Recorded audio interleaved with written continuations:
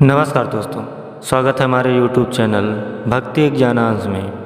आज की कहानी है मूर्ख विद्वान। एक समय की बात है, एक गांव में 4 दोस्त रहते थे।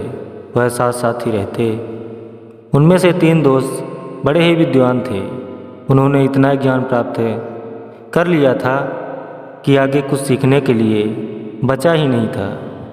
एक बार चारों दोस्त आपस में बात कर रहे थे कि किस प्रकार अपने ज्ञान का लाभ उठाया जाए, अपने जीवन को सुखी बनाएं। बात करते समय पहले विद्वान ने कहा, हम लोगों को दूर दूर देशों में यात्रा करनी चाहिए और सभी व्यक्तियों के बारे में जानकारी हासिल करनी चाहिए। हो सकता है किसी धनवान या राजा महाराजा की कृपा हो जाए तो हमको बहुत सारा धन मिल जाए। दूसरे विद्वान ने पहले विद्वान की बात मान ली। तब पहला विद्वान कहता है, हम तीनों विद्वान हैं और सारी विद्या जानते हैं, लेकिन इस चौथे का क्या होगा? यह तो ना कोई विद्या जानता है, ना ही हमारी तरह पढ़ा लिखा है। यह तो निरा बुद्धि है। इससे कुछ होना तो दूर की बात है, यह हमारे ऊपर बोझ ही बना रहता है। इस पर दूसरे विद्वान ने कहा, हमारे लिए ठीक होगा कि इसे घर पर ही छोड़ दो। लेकिन तीसरे विद्वान ने कहा, मित्रों के साथ ऐसा बर्ताव नहीं करना चाहिए। यह तो सच है कि यह पढ़ा लिखा नहीं है, ना ही कोई विद्या की जानकारी है, पर यह हमारा बचपन का दोस्त है। हम इसे छोड़ नहीं सकते हैं। यह सब तय करने के बाद चारों मित्र 7 साल लंबी यात्रा पर चल दिए।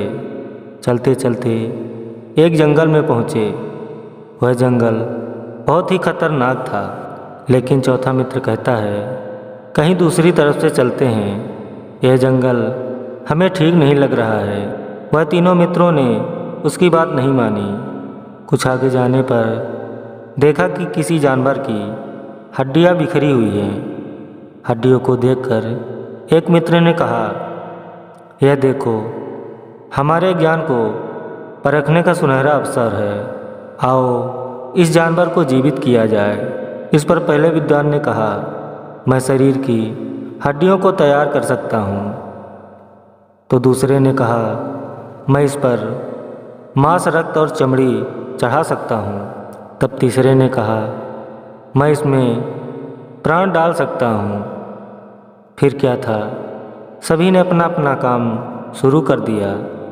लेकिन तीसरा जब प्राण डालने वाला था तो चौथा व्यक्ति चिल्ला पड़ा और बोला, इस पे प्राण ना डालो, यह शेर है। इस पर तीसरा नाराज हो गया और बोला, तू मूर्ख का मूर्ख ही रहेगा।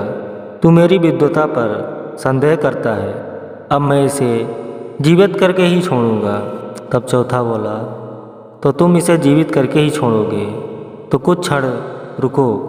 और वह दौड़कर ऊंचे पहाड़ पर चढ़ गया। तीसरे ने शेर को जीवित कर दिया। वह एक भयंकर खूंखार शेर था। जीवित होते ही उन तीनों को सामने देखा। फिर क्या था, तीनों विद्वानों को वह मार डाला। लेकिन चौथा, वो तो पहाड़ पर चढ़ा था। जब देखा कि शेर वहाँ से चला गया है, तब चौथा आदमी नीचे उतरा और अपने घर चला गया।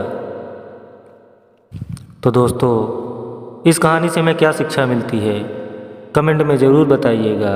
अगर आप नए हैं तो वीडियो को लाइक एवं चैनल को सब्सक्राइब करना ना भूलें। जय श्री कृष्णा। राधे राधे।